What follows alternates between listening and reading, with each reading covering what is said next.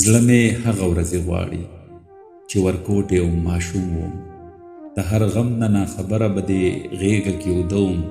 چې به کله په ژړا شوم تا به زه قلارولم.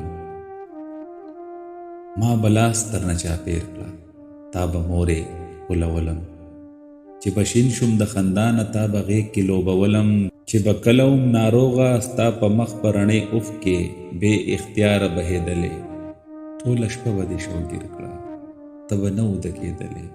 چې زګیرې به مې کولو تا سینې ته به راجوخت کړم، تر هغې به وارخطا وې چې تر څو به زما سترګې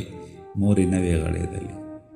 بیا چې کله مې خړپوسې په مزه مزه یې زده کړې، ته به ناسته راته خوا کې په خندا نه مړېدلې، هر ماښام به دې راټولې کړې د چم محلت خزلې، دا به ماته دې لوګې کړې د نظره یېرېدلې. بیا چې کله زما مورې ما اول قدم کړو پورته، ته په کور کې ګرمه ګرمه اخوا دېخوا ګرځېدلې، په ټول کلي چم محلت کې شیرینیانې دې ویشلې، چې په ماتو قدمونو به ستا غېږې له راتللم، ته به زړه کې پټه پټه ځان له من من غټېدلې. بیا مې ژبه پرانیستله ما خبرې زده کولې، په څو وارې به دې ښکل کړم چې په تته ژبه ما به ځان ته رابللې، خو چې کله زما مورې زه ایله د ګرځېدو شوم، د خپل کور د دروازې نه لا بهر وتلی نه وم، چې زما د مینې کور کې ډېر بې وخته طوفان راغی. زه په چغو چغو راغلم، ما ویلې زما مورې ولې تا جواب را نه کړو، بس سینې ته دې راجوخت کړم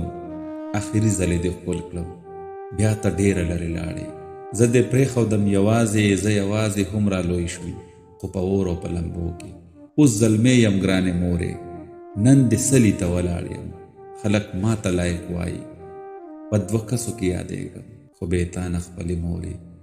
دا ژوندون نیمګړی ښکاري، دا ژوندون نیمګړی ښکاري.